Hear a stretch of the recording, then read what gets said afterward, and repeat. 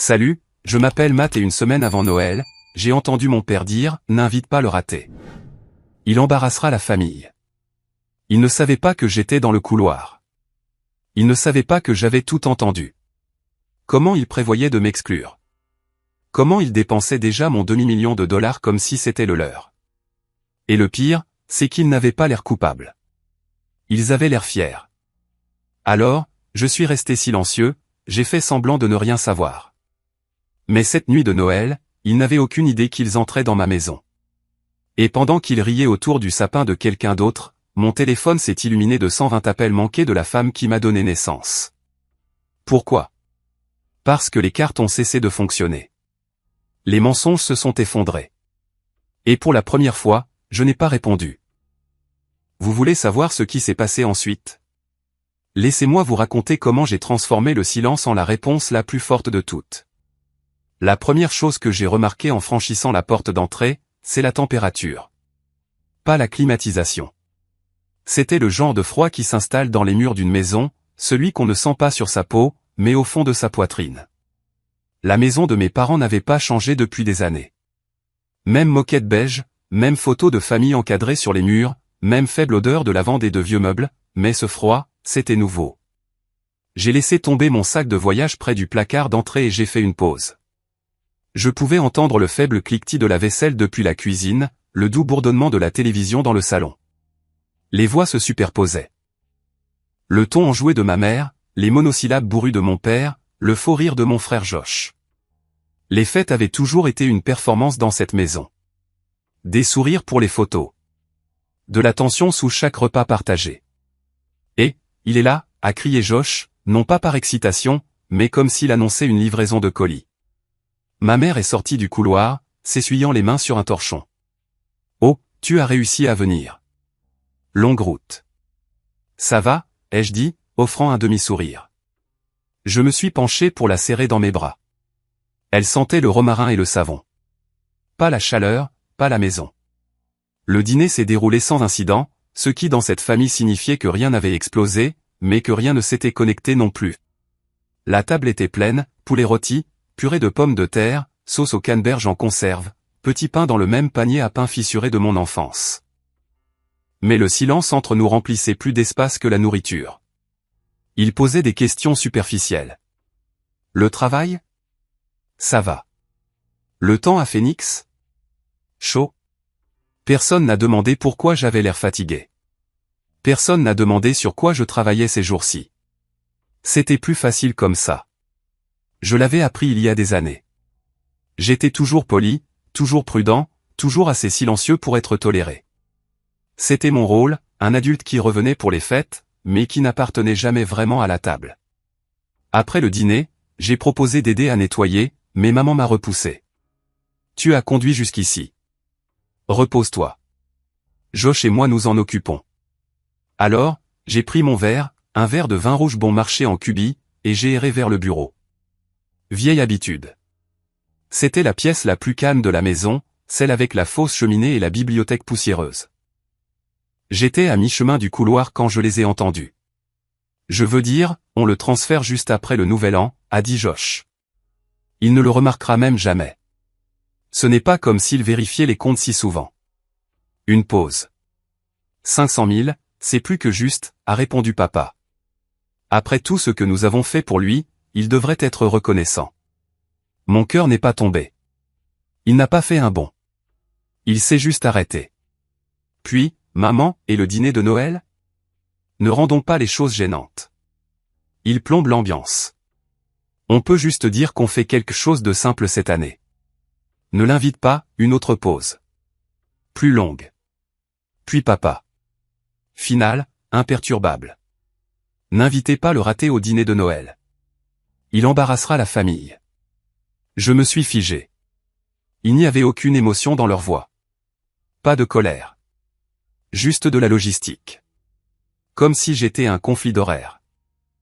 Comme si j'étais quelqu'un qu'ils pouvaient supprimer du calendrier. Je n'ai pas bougé. Je n'ai pas fait de bruit. Mes doigts se sont crispés sur la moulure du couloir, me stabilisant. Mon premier instinct n'a pas été la fureur. C'était la honte. Non pas à cause de ce qu'ils avaient dit, mais parce que cela semblait attendu, familier. Je n'étais pas puni. J'étais effacé. Je suis resté là, petit et immobile, pendant ce qui a semblé une éternité. Je pouvais entendre le lave-vaisselle tourner maintenant. Quelqu'un a ri, une chaise a gratté. Je me suis retourné, j'ai marché silencieusement vers la porte d'entrée. Je n'ai pas dit au revoir, je n'ai pas annoncé que je partais. Je suis juste parti. Dehors, dans la nuit, sous les étoiles fragiles et l'air de décembre. Assis dans ma voiture, j'ai baissé les yeux sur mon poignet. La montre, la vieille. Un cadeau d'anniversaire de ma mère quand j'ai eu 18 ans. Bracelet en cuir, cadran légèrement rayé. Elle fonctionnait toujours, tic-tacant comme si rien n'avait changé, mais tout avait changé. Je suis resté longtemps assis sur le siège du conducteur, le moteur éteint, le froid s'infiltrant dans les manches de mon manteau. Il y avait tant de choses que j'aurais pu faire, les confronter, les dénoncer, exiger des réponses, mais je ne l'ai pas fait. Je me suis dit que j'étais mature. Que le silence était une force, que je m'en occuperais plus tard. Mais au fond de moi, je connaissais la vérité. Je suis resté silencieux parce que j'avais peur. Peur que si je parlais, je couperais le dernier fil fragile qui me liait à cette famille. Alors, j'ai démarré et je suis parti. Ni vite, ni lentement, juste assez loin pour que la maison disparaisse de mon rétroviseur, et le seul son restant était le clic régulier du clignotant, résonnant comme un métronome pour tout ce qui n'avait pas été dit. Noël viendrait. Il s'assiérait à cette table, mangerait la même nourriture, rirait les mêmes rires vides. Et pas une seule fois il ne remarquerait que je n'étais pas là. Je ne le savais pas encore, mais cette conversation ne concernait pas Noël. Elle concernait le fait de savoir si j'existais encore dans cette famille. Cette nuit-là, je ne suis pas rentré directement à la maison. Je me suis arrêté dans un dîner ouvert 24h24 à environ 25 km de la ville. Il était presque vide, juste un couple fatigué dans la banquette du fond et un camionneur sirotant son café au comptoir. Je me suis glissé dans une banquette d'angle près de la fenêtre, j'ai commandé un café noir et je suis resté assis en silence. La serveuse n'a pas posé de questions. Elle a juste apporté la tasse et m'a laissé seul, comme si elle sentait que j'avais besoin du genre de calme qui ne vient que lorsque les étrangers ne s'en soucient pas. J'ai regardé le parking, la lueur orange du lampadaire projetant de douces ombres sur l'asphalte. Et j'ai rejoué chaque mot que j'avais entendu dans ce couloir. 500 000 $. Ne l'invitez pas au dîner de Noël. Il embarrassera la famille. Ils ne criaient pas. C'est ce qui m'est resté. Leur voix était égale, calme, même, comme s'ils discutaient de ce qu'il fallait acheter à l'épicerie. Ce n'est pas la colère qui leur a fait dire ces choses. C'était la certitude. C'était pire. Je n'ai pas pleuré, je n'ai pas crié. Je n'ai même appelé personne. Ni mes amis, ni mon ex, ni un thérapeute. J'ai juste laissé le silence s'étirer. Non pas parce que j'étais confus. Je ne l'étais pas. J'évaluais. Il y a eu un moment, assis là sous les lumières vacillantes, où j'aurais pu retourner en voiture et défoncer la porte. J'aurais pu les traiter de menteurs en face, exiger des réponses, réfuter chaque excuse, mais qu'est-ce que cela aurait changé? Je les connaissais, je savais comment ils fonctionnaient. Si je les avais confrontés, ils auraient transformé ça en une réaction excessive. Mon père aurait croisé les bras et dit, « Tu as mal compris ». Ma mère aurait versé quelques larmes et dit, « Tu déformes toujours les choses ». Josh aurait fait l'idiot et aurait souri narquoisement quand personne ne regardait. Ils auraient retourné le projecteur sur moi. Fait de moi le problème. Alors, je n'ai pas dit un mot. Je les ai laissés penser que je n'avais rien entendu. Je les ai laissés s'installer confortablement dans leurs mensonges. Parce que voilà le truc, quand les gens pensent que vous êtes faible, ils arrêtent de cacher qui ils sont vraiment. Je suis rentré à mon appartement vers 2h30 du matin. L'immeuble était silencieux, à l'exception de la télévision du voisin qui bourdonnait faiblement à travers le mur. Je suis entré, j'ai verrouillé la porte et je suis resté dans ma cuisine, à ne rien regarder. Je n'ai pas beaucoup dormi cette nuit-là. Le lendemain matin, j'ai fait du café et je me suis assis à mon bureau. J'ai ouvert mes comptes bancaires, ceux liés à la fiducie familiale, ceux que j'avais bêtement laissés avec un accès partagé il y a des années, pour plus de commodité, avait dit papa. Je n'ai pas changé les mots de passe. Je ne les ai pas bloqués. J'avais besoin qu'ils continuent à se sentir en sécurité. J'avais besoin qu'il continue à croire que j'étais toujours aveugle. J'ai laissé l'illusion vivre. 3 jours plus tard, mon téléphone a sonné. C'était maman. « Salut, mon chéri », a-t-elle dit comme si de rien n'était. « Je voulais juste prendre de tes nouvelles. »« Tu es bien rentré ?»« Ouais », ai-je dit d'un ton égal. « Tout va bien. » Elle s'est lancée dans une conversation légère, parlant d'une nouvelle recette de tarte qu'elle avait vue à la télé, de la façon dont elle et papa pourraient faire simple ce Noël. Pas d'invitation, pas même une vague allusion. Elle préparait le terrain, maintenant le mensonge intact. Josh a appelé le lendemain. J'ai laissé sonner. Il a laissé un message qui ne mentionnait pas du tout Noël. Il avait l'air soulagé, comme quelqu'un qui avait un fardeau en moins à porter.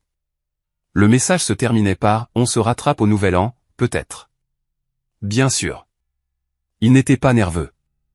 Il ne craignait pas que j'aie découvert. Dans leur esprit, ils s'en étaient tirés. Mon silence, ma décision de ne pas les confronter, avait confirmé ce qu'ils avaient toujours cru. Que je ne me battrais pas. Que je n'avais pas assez d'importance pour faire des vagues. Ils ont pris la maîtrise de soi pour de la faiblesse. Mais quelque chose changeait en moi. J'ai commencé à les observer comme on observerait un échiquier. Attentivement, délibérément. J'ai prêté attention à qui initiait les conversations, qui changeait de sujet, qui évitait certains noms. C'était tout un jeu, et je l'avais joué selon leurs règles pendant trop longtemps. Ce n'était pas un drame familial. Ce n'était pas une tension de vacances. C'était de la gestion d'actifs. J'ai examiné chaque compte, chaque document que j'avais jamais signé. J'ai ouvert de vieux emails, vérifié des noms, recoupé des détails, tranquillement, minutieusement. Pas de vengeance, pas encore. Juste de la prise de conscience. Ils pensaient que je m'accrochais à eux. Mais en réalité, je lâchais prise sur une version de moi-même à laquelle je m'étais accroché pendant des décennies. Le bon fils, le reconnaissant, celui qui restait silencieux pour maintenir la paix. Je ne réagissais plus. J'observais. Je n'ai pas tendu la main. Je n'ai pas essayé de réparer quoi que ce soit. Je les ai laissés s'installer dans leur confort. Je les ai laissés sourire et envoyer des textos comme si tout était normal. J'ai répondu poliment. Jamais trop chaleureux, jamais trop froid. Je les ai laissés penser qu'ils avaient toujours le dessus. Parce que ce que je construisais, ce n'était pas une confrontation. C'était de la clarté. Et la clarté, c'est ce qui rend le silence dangereux. Ils pensaient que je restais silencieux parce que je n'avais pas d'importance. En réalité, j'apprenais exactement à quel point j'en avais. J'ai continué à faire comme si de rien n'était après cet appel avec ma mère. Je mangeais quand je m'en souvenais, je travaillais juste assez pour payer les factures. Je souriais poliment quand le voisin me saluait. Mais mon esprit s'était glissé dans un endroit plus froid que le silence. Je n'étais pas insensible. Je cataloguais. La trahison n'était pas nouvelle. Cette nuit-là, le rideau s'est simplement levé. Quelques jours plus tard, je me suis assis à ma table de cuisine. La lumière de fin d'après-midi frappait la vaisselle dans l'évier. Je ne l'avais pas bougée depuis 2 jours. Quelque chose dans l'immobilité de la pièce laissait les souvenirs respirer. Les uns après les autres. Ce n'était pas une question de 500 000 $. Pas vraiment. C'était juste le moment où les calculs ont cessé de fonctionner. Je me souviens avoir aidé papa avec l'hypothèque il y a quelques années, quand il était entre 2 pensions. C'est ce qu'il disait. Il a demandé une fois, juste une fois, doucement. J'ai viré l'argent le jour même. Il n'en a jamais reparlé. Pas de merci, pas de suivi. Ça a disparu comme toute l'aide que j'ai donnée. Puis il y a eu Josh, quand son 2e semestre à l'université a capoté à cause de sa mauvaise planification ou de ses fêtes, selon la personne à qui vous demandiez. Je suis intervenu. J'ai juste besoin de tenir jusqu'à ce que l'aide financière arrive, a-t-il dit. Cette aide n'est jamais arrivée. J'ai payé. Pas d'un coup. Discrètement. Quelques milliers ici, quelques milliers là. Je ne voulais pas qu'il abandonne, je ne voulais pas que maman ait une autre excuse pour pleurer au dîner de famille. Alors je m'en suis occupé. Encore une fois, personne n'a dit grand-chose. Personne n'a demandé comment je pouvais me le permettre ou ce que cela m'avait coûté. Et ça m'avait coûté, pas seulement de l'argent. Il y a quelques années, je voyais quelqu'un, Claire, gentille, stable, le genre de femme qui ne demande rien, qui propose juste d'aider. Nous avions des projets. Rien de dramatique. Juste une petite maison près de Portland. Peut-être un chien. Peut-être pas. On a plaisanté sur les poulets une fois. Puis mon père a eu sa chute. Rien de grave. Il avait glissé dans le garage et s'était contusionné quelques côtes, mais le drame dans la voix de ma mère au téléphone a suffi à me faire annuler le week-end avec Claire. Je ne lui ai pas dit pourquoi. J'ai juste dit que quelque chose était arrivé.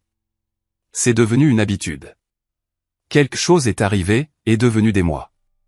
Et puis un soir, Claire s'est assise en face de moi dans un dîner et a demandé, « Y aura-t-il jamais de la place pour nous? Où seras-tu toujours leur pompier ?» Je n'avais pas de réponse. Ça ne sonnait pas comme une excuse. Elle est partie. Je ne l'ai pas poursuivie parce que la vérité est que je ne pensais pas avoir le droit de me choisir. À l'époque, je me disais que la famille était plus importante, que faire ce qui est juste en silence me rendait fort. Mais maintenant, assis dans mon propre appartement, mur vieillissant, lumière vacillante au-dessus de la cuisinière, une chaise de seconde main qui craquait à chaque fois que je bougeais, j'ai réalisé quelque chose de brutal. Je n'étais pas altruiste. J'étais conditionné.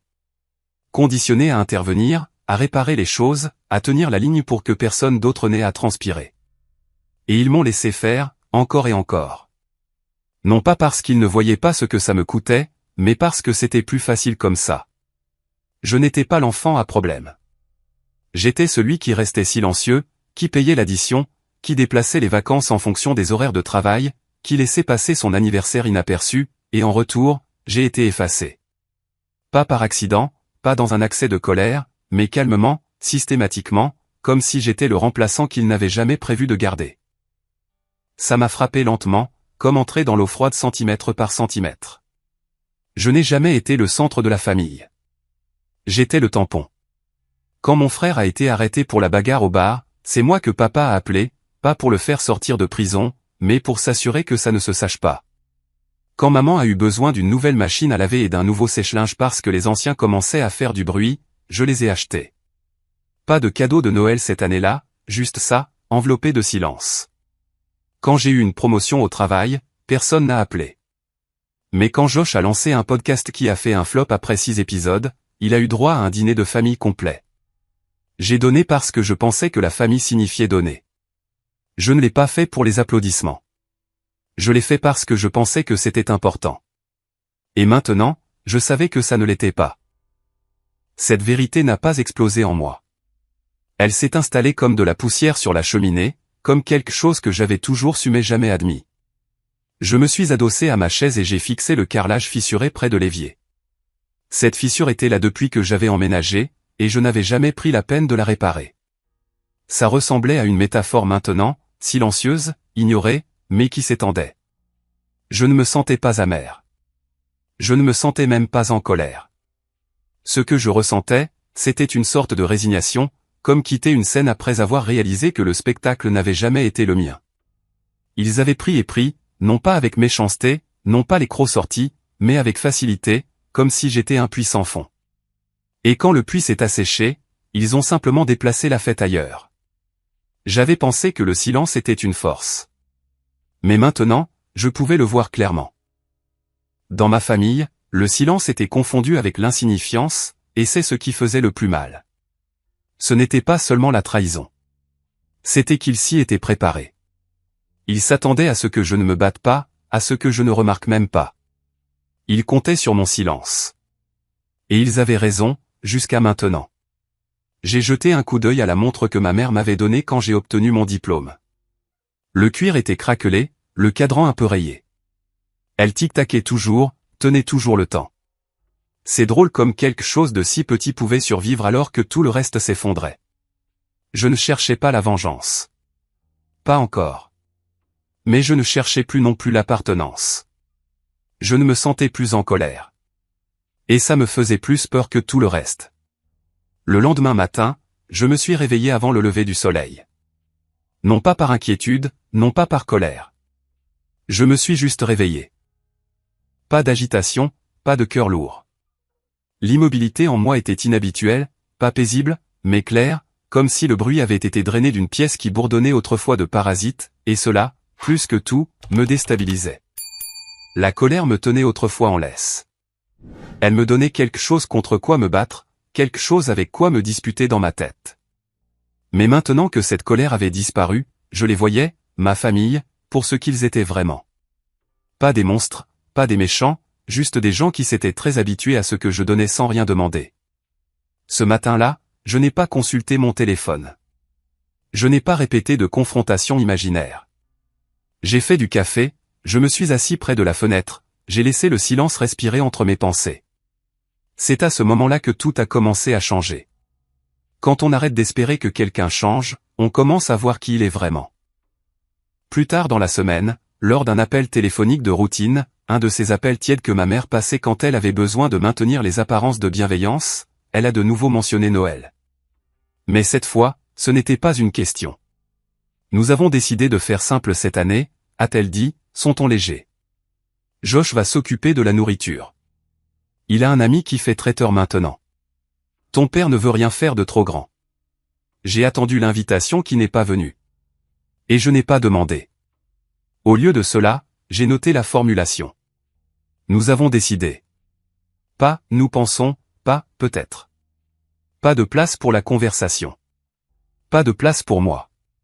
Plus tard dans la soirée, Josh a envoyé un message de groupe, un fil de discussion logistique pour les vacances, lieu, ramassage de la nourriture, nombre de personnes, code vestimentaire pour les photos. Mon nom n'était pas sur la liste. Personne n'en a parlé. Pas même avec l'un de ces faux fuyants gênants du type « Oh, on t'a oublié ?» Juste un silence en forme d'exclusion. Mais je n'ai pas bronché. Pas cette fois. J'ai lu chaque message. J'ai fait des captures d'écran. J'ai enregistré le fichier de calendrier qu'ils ont partagé, avec les détails de la compte et les confirmations des fournisseurs. Je l'ai lu comme je lirais un contrat. Attentivement, comme si chaque ligne contenait un levier. Ce qui m'a le plus frappé, c'est la facilité avec laquelle ils avançaient sans moi. Pas nerveusement, pas avec culpabilité, avec aisance. Ils croyaient que j'accepterais cela. Ils croyaient que je n'avais plus de combativité en moi. Cette croyance leur a donné du courage. Ils avaient tort. Je n'ai pas appelé, je n'ai pas répondu au fil de discussion. Je suis resté exactement là où ils supposaient que je resterais, silencieux, poli, périphérique. Mais à l'intérieur, quelque chose s'était verrouillé. J'ai commencé à les observer comme un système, observant des schémas, pas des sentiments. Qui initiait les appels? Qui gardait des archives?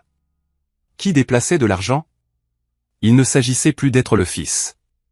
Il s'agissait d'être la seule personne de la famille qui a finalement arrêté de prétendre que tout allait bien. J'aurais pu les dénoncer alors. J'aurais pu envoyer un message au fil de discussion qui aurait brisé toute l'illusion comme un verre qui tombe, mais je ne l'ai pas fait. Non pas par peur, par question de timing. Parce qu'une fois que vous montrez votre jeu trop tôt, vous perdez votre avantage. Alors je suis resté silencieux. J'ai pris des notes. Je les ai laissés planifier. Mon frère venait de signer un nouveau bail pour un petit bureau, une start-up qu'il lançait avec un ami de lycée. Mon père a co-signé la compte initiale sur un compte que j'avais partiellement financé des années auparavant, destiné aux urgences. Et pourtant, personne n'a pensé à m'inclure. Personne n'a considéré que peut-être j'aurais encore un œil sur les chiffres. Ils supposaient que j'étais hors du coup. En réalité, je n'avais jamais été aussi concentré. Ils ont pris l'absence pour l'insignifiance. Ils ont pris le silence pour la reddition. Et ça me convenait de les laisser le croire. Ils pensaient que Noël viendrait et passerait sans problème. Ils pensaient que je serais seul dans mon appartement. Peut-être à bouder, peut-être à lécher de vieilles blessures. Ils ont imaginé une version de moi avec laquelle ils pouvaient vivre. Un fantôme sans poids. Un frère sans voix. Qu'ils le fassent. Parce que ce qu'ils ne savaient pas, ce qu'ils ne verraient jamais venir, c'est que mon silence n'était plus passif. Ils planifiaient. Ils pensaient que le silence signifiait la permission. Ils ne réalisaient pas que c'était un compte à rebours. Au moment où je reparlerais, tout ce dont ils dépendaient était déjà en mouvement. Mais avant que cela n'arrive, avant qu'aucune carte ne soit refusée, avant qu'aucune vérité ne fasse surface, j'ai failli choisir une fin différente. L'épuisement est venu tranquillement. Non pas le genre qui vous fait vous effondrer, mais le genre qui s'installe dans vos os et vous convainc que le repos est plus précieux que la justice. Je me suis réveillé un matin et je me suis senti plus vieux que mes années. Mon corps n'était pas malade, mais mon esprit se sentait usé, comme une corde qui a été tirée trop longtemps. Je suis resté assis au bord de mon lit plus longtemps que d'habitude, à ne rien regarder en particulier. La colère qui alimentait autrefois ma détermination avait disparu. À sa place se trouvait quelque chose de plus lourd. La lassitude. Une lassitude profonde et sourde qui murmurait la même pensée encore et encore. Est-ce que ça en vaut vraiment la peine? Certaines batailles ne semblent pas impossibles à gagner. Elles semblent simplement épuisantes. Ce jour-là, même l'idée de la confrontation me semblait trop. Non pas parce que j'avais peur de ce qu'il dirait, mais parce que je le savais déjà. Je connaissais le déni qui viendrait en premier. La façon dont mon père rejetterait la faute. Comment mon frère minimiserait tout. Comment ma mère transformerait la trahison en malentendu. Je pouvais entendre leur voix dans ma tête avant même qu'ils ne parlent. Et soudain, le silence me sembla à nouveau tentant. Je me suis dit que l'argent pouvait être remplacé. J'avais reconstruit avant. Je pouvais reconstruire à nouveau. Ce qui importait le plus, me suis-je dit, était de maintenir la paix, de garder la connexion fragile qui restait intacte. Les familles ne guérissent pas facilement une fois que quelque chose se brise. Et peut-être, juste peut-être, que cela ne valait pas la peine de tout brûler. J'ai même envisagé de transférer l'argent discrètement, de verrouiller le compte, d'accepter la perte et de passer à autre chose sans un mot. Laisser Noël passer comme n'importe quelle autre semaine. Rester à la maison, commander à emporter, faire comme si ça n'avait pas d'importance. Il y avait un étrange réconfort dans cette pensée. Ce n'était pas de la faiblesse. C'était de la survie. L'instinct de préserver la stabilité à tout prix. Le même instinct qui avait guidé tant de mes choix au fil des ans. Des choix qui mettaient tout le monde avant moi. Cet après-midi-là, j'ai ouvert mon ordinateur portable sans intention claire. Je me suis dit que je ne faisais qu'organiser des fichiers, libérer de l'espace. Au lieu de cela, j'ai retrouvé le dossier, celui que je n'avais pas ouvert depuis la nuit où tout a changé. L'enregistrement. J'ai survolé le fichier un long moment, ma main posée sur la souris. Une partie de moi ne voulait pas réentendre leur voix, mais une autre partie, celle qui n'avait pas encore abandonné, avait besoin de se souvenir. J'ai appuyé sur « Play ». Leur ton, c'est ce qui m'a le plus frappé. Pas de panique, pas de stress, calme, désinvolte, presque amusé. Ils parlaient de l'argent comme les gens parlent des courses ou des projets du week-end, comme si c'était déjà le leur. Il ne le remarquera même pas tout de suite, a dit mon frère en riant doucement. Ce rire m'est resté. Ce n'était pas du désespoir. Ce n'était pas une famille en crise prenant des décisions difficiles. C'était du droit acquis. Et cette distinction importait plus que tout le reste. J'ai arrêté l'enregistrement et je me suis adossé à ma chaise, fixant le plafond. Ma poitrine était serrée, non pas de rage, mais de quelque chose de plus froid. Si je laissais passer ça, quelle leçon leur donnerais-je? Que j'absorberais toujours les dégâts, qu'il n'y avait aucune ligne qu'ils ne pouvaient franchir s'ils le faisaient assez discrètement. Si je restais silencieux maintenant, cela ne mettrait pas fin au schéma. Cela le verrouillerait. Cette prise de conscience m'a fait plus peur que la confrontation n'aurait jamais pu le faire. Je me suis levé et suis allé à la cuisine, je me suis versé un verre d'eau et suis resté là à le tenir sans boire. La maison était calme. Personne n'appelait, personne ne prenait de nouvelles, juste le faible bourdonnement du réfrigérateur et le son de ma propre respiration. Je n'étais pas prêt à riposter. Pas encore. Mais je n'étais plus disposé à disparaître. Alors j'ai choisi la seule option qui me semblait encore juste. Je n'ai rien fait. Mais pas en signe de reddition. Je n'ai pas pardonné. Je n'ai pas confronté. Je n'ai pas non plus reculé. J'ai attendu. Attendre n'était plus de l'hésitation. C'était du contrôle. Le genre qui vient du fait de savoir qu'on pourrait tout arrêter à tout moment et de choisir de ne pas le faire parce que le moment n'est pas venu. Cette nuit-là, allongé dans mon lit, fixant le plafond sombre, la pensée est revenue une dernière fois. Tu pourrais encore mettre fin à ça discrètement. Et c'est là que ça m'a frappé. Je manquais de temps pour décider qui j'allais être. La première carte a été refusée avant que quiconque ne réalise ce qui se passait. Et ce matin-là, comme beaucoup d'autres, a commencé sans cérémonie. J'étais debout avant le lever du soleil. Les rues à l'extérieur étaient encore calmes, recouvertes de cette fine lumière bleu-gris qui rend tout plus froid qu'il ne l'est. J'ai préparé du café, consulté les nouvelles, répondu à quelques emails. Rien d'extraordinaire. En surface, c'était un matin comme les autres, mais je connaissais la différence. J'avais décidé, non pas par colère. Cette partie de moi avait disparu depuis longtemps. Je ne cherchais pas la vengeance. Je ne cherchais même plus la justice. Je voulais juste reprendre le contrôle. Je me suis connecté au compte. Rien de tape à accent grave-l'œil, juste des clics calmes et délibérés. Je n'ai pas parlé. Je n'ai pas écrit de mots. Je n'ai laissé aucune trace. J'ai déplacé de l'argent. J'ai annulé des accès. J'ai suspendu des paiements. J'ai restructuré des choses que j'avais autrefois ouvertes pour leur commodité, pas la mienne. Le temps que le café refroidisse, c'était fait. Ils ne le remarqueraient pas tout de suite. C'est le truc avec les systèmes. Ils ne crient pas quand ils se cassent. Ils trébuchent silencieusement et puis soudain. Tard cet après-midi-là, alors que je finissais de travailler, j'ai vu la première vague arriver. Mon téléphone a vibré avec un numéro que je reconnaissais. Un fournisseur que mon frère utilisait souvent pour ses petits travaux de sous-traitance. Et, désolé de vous déranger. Votre nom est toujours sur le compte. Un des paiements a été rejeté aujourd'hui. Je ne sais pas si c'était une erreur.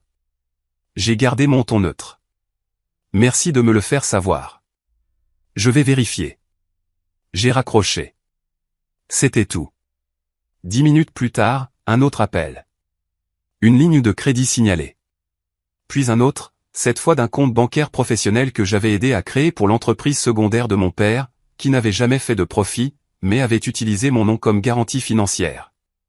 Ça commençait. Au début, il penserait que c'était un bug, un paiement manqué, un petit retard, rien qui ne puisse être réglé avec un appel téléphonique ou une nouvelle carte. Cette illusion ne durerait pas longtemps parce que ce n'étaient pas des incidents isolés. C'étaient des dominos alignés depuis des années, qui tombaient enfin. Et je n'avais pas besoin de les pousser. Je devais juste m'écarter. Le soir, j'ai eu une nouvelle série d'appels, moins décontractés maintenant. Mon frère a laissé un message vocal. Et, un petit truc. Je pense qu'il y a un problème avec la carte. Peux-tu vérifier? Puis ma mère a envoyé un texto, chérie, je pense qu'il y a un problème avec les virements en ligne.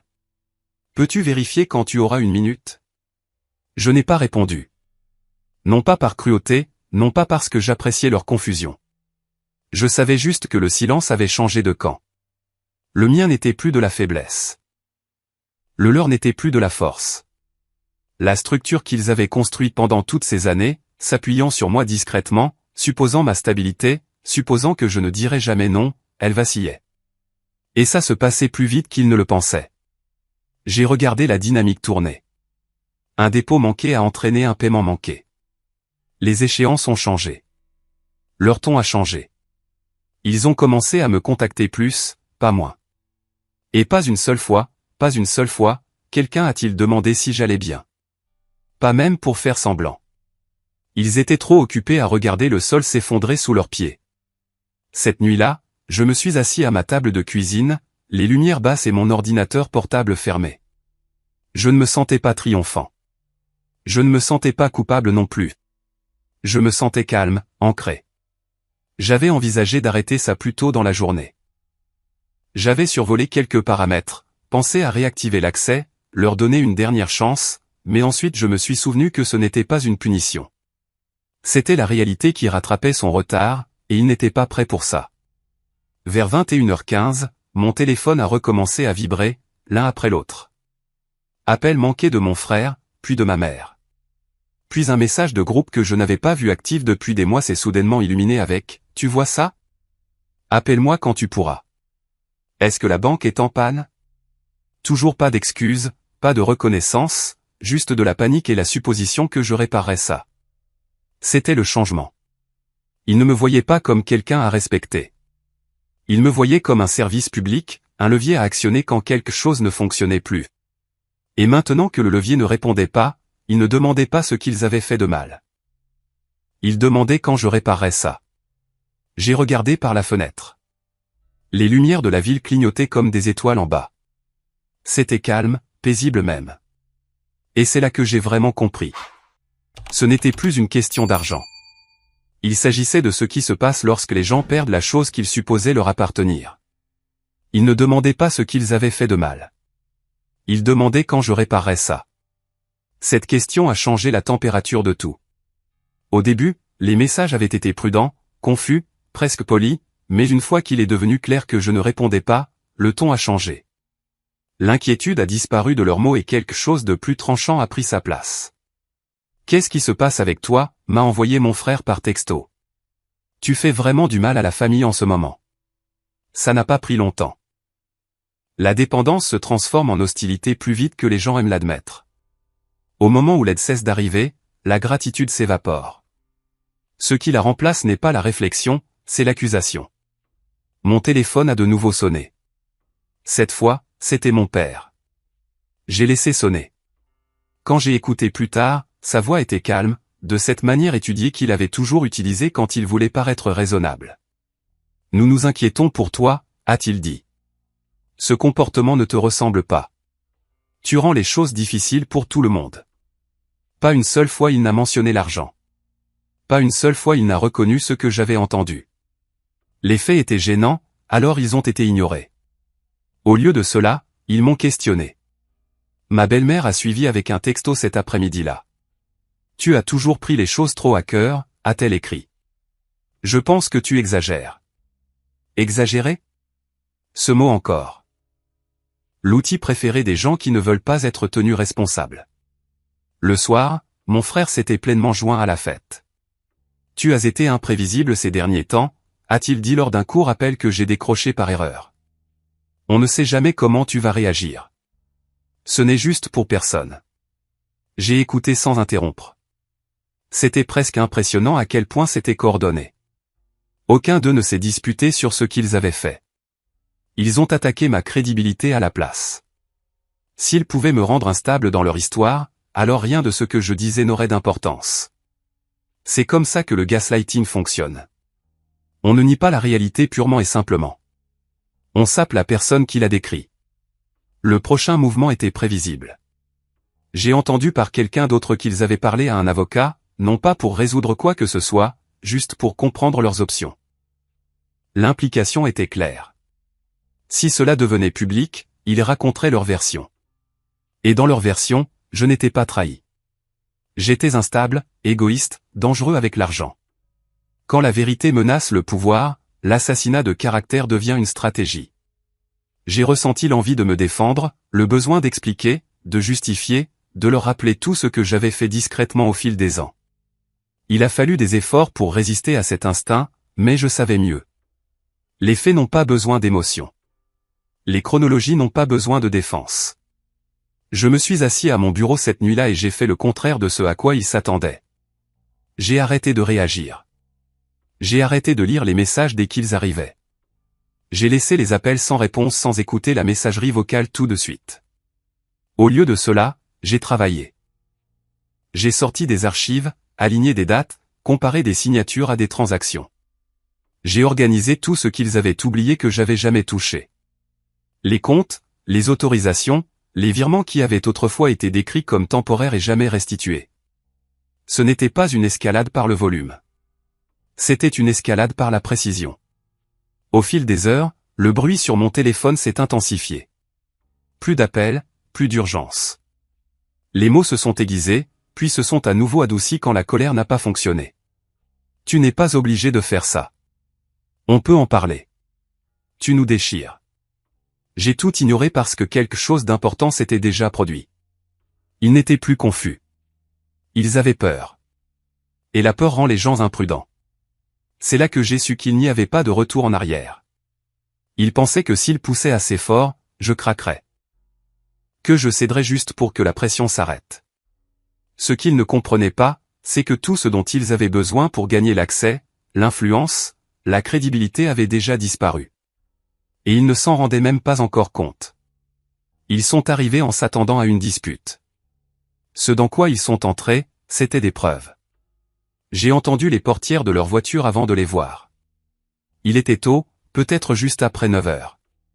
Le genre de matin frais et indécis qui plane en silence avant que la journée ne choisisse une humeur. J'étais déjà debout depuis des heures, non pas à faire les 100 pas, non pas à préparer des discours, juste à réviser. Un dernier coup d'œil aux documents. Une dernière vérification sur moi-même. La sonnette a retenti une fois. Pas de coups répétés, pas de pression impatiente. Cela en soi m'a tout dit. Ils essayaient d'entrer sur un pied d'égalité, ou du moins faisaient semblant. J'ai ouvert la porte et je me suis reculé. Mon père est entré le premier, flanqué de ma belle-mère, son expression déjà figée dans un mélange étudié d'inquiétude et de confusion. Mon frère a suivi, ne portant rien d'autre que le même demi-sourire qu'il avait toujours utilisé pour désamorcer la tension avant qu'elle n'ait le temps de s'installer. Ils se sont arrêtés en voyant la pièce. Ce n'était pas dramatique. Il n'y avait pas de boîte de dossier, pas de panneau d'affichage, juste une longue table avec 4 chaises. Sur la table se trouvaient 3 dossiers, chacun fermé, chacun étiqueté par nom. Et à côté d'eux, assis silencieusement, se trouvait mon avocat. Pas un avocat tape à accent grave l'œil. Pas d'énergie théâtrale, juste le genre de personne qui sait s'asseoir et laisser le silence porter du poids. J'ai fait un geste vers les chaises. Personne ne s'est assis tout de suite. Ils s'attendaient à de la chaleur. Au lieu de cela, ils ont trouvé l'immobilité. Cela les a plus déstabilisés que les cris n'auraient jamais pu le faire. Mon père a essayé de commencer les choses comme il l'avait toujours fait, en donnant le ton. Ça n'a pas besoin d'être formel, a-t-il dit, sa voix stable mais gardée. Nous sommes une famille. Parlons simplement. Ma belle-mère s'est penchée. Il y a clairement eu un malentendu. Nous voulons juste éclaircir les choses. Puis est venu le petit rire de mon frère.